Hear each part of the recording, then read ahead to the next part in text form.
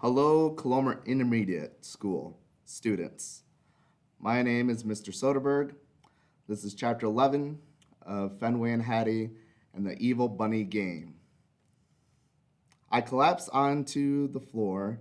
Goldie was right.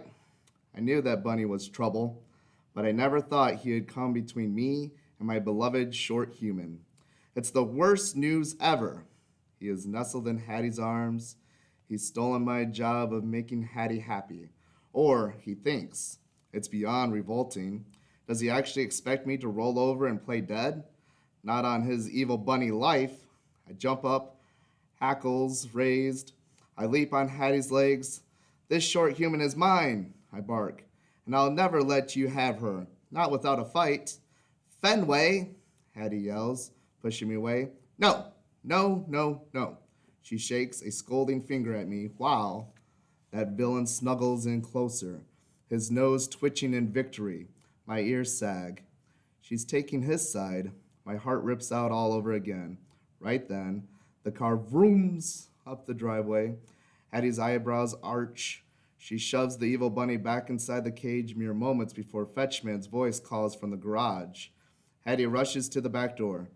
Fenway, come, she orders. Yippee, we're going outside. Without him. Take that, evil bunny. She's loving me again.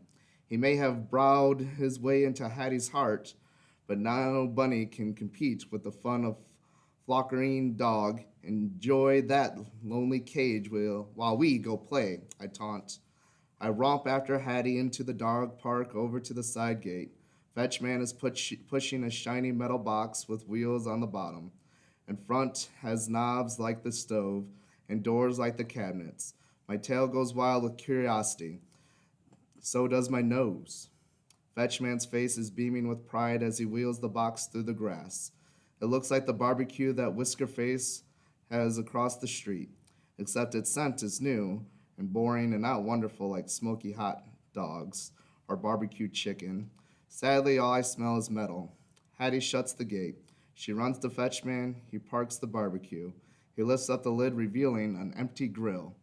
He pats Hattie on the back, his eyes glowing with excitement.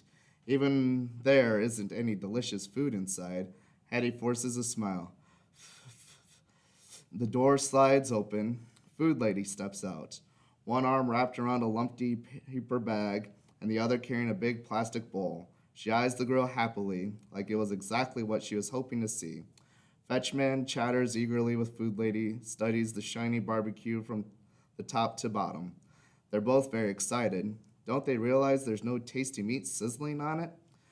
Food lady passes the bag and bowl to Hattie and then disappears into the house. As Fetchman heads back to the side gate, Hattie plops onto the porch, steps and reaches into the crackling bag. Wowee! What if crunchy, munchy treats are inside? I rush over to investigate, my nose sniffing like crazy. I paw the paper till the bag tips and topples over, leafing logs rolling out.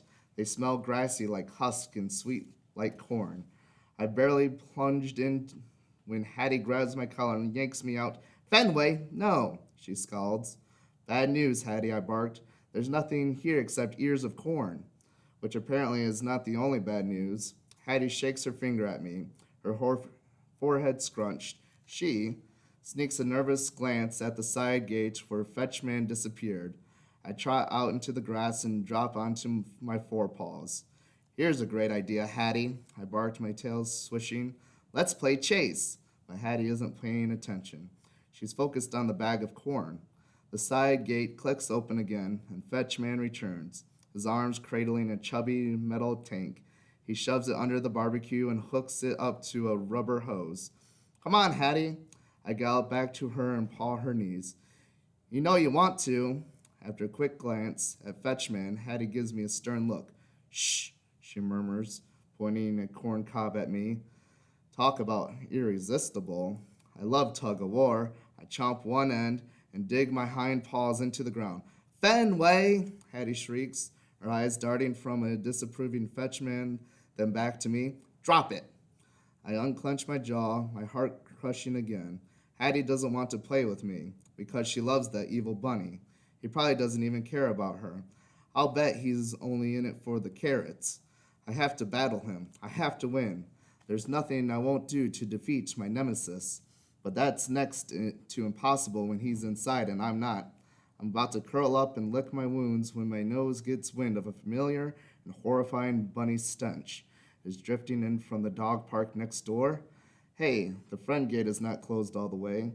Even if the evil bunny gang noticed the open gate too, they could be on the other side of the fence at this very moment. My tail shoots up. I stick my snout through the crack, sniff, sniff. So many scents.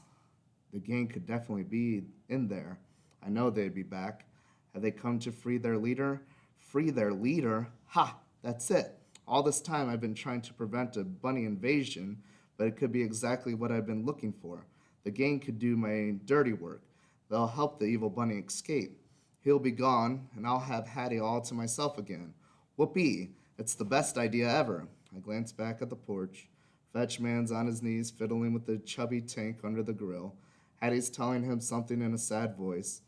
My tick-it, she says, as she's brutally tears silking hairs off the corn. She and Fetchman are clearly distracted, which can only mean one thing: opportunity. It's hard work.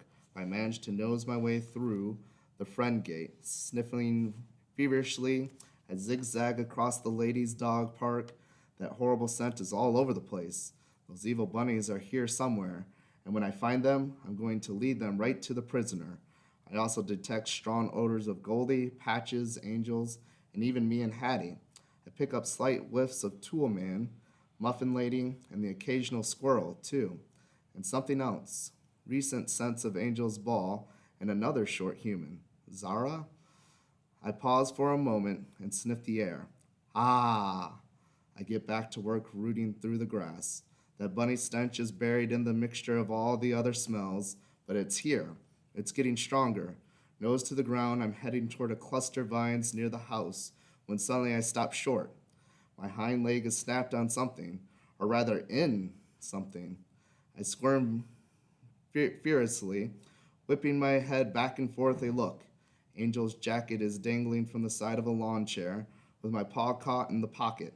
Talk about an obstacle, but no jacket can keep me from finding the evil bunny gang. I pull, I tug, I must get loose. I keep on yanking, but it's no use. All that happens is the jacket's arm swings and slaps me in the face. Cut it out, I bark. Creak! The front gate swings open. Somebody's coming. There's no time to lose. I bare my razor-sharp teeth. Chomp! I pull and pull until rip! The jacket falls to the grass. I scamper out of it. Whew! I knew my hard work would pay off. Fenway! Hattie's voice calls. She sounds frantic, yet hushed at the same time. Her footsteps come up behind me. I'm so close. I can't let her distract me. With the scent leading the way, I zoom toward the porch and dive into the tangly vines. Somewhere in this sweet, leafy aroma is the smell of evil bunnies. I've practically found them. I've never been closer. I just need more time to nose around these vines, and then Hattie's hands close around me and pull me out.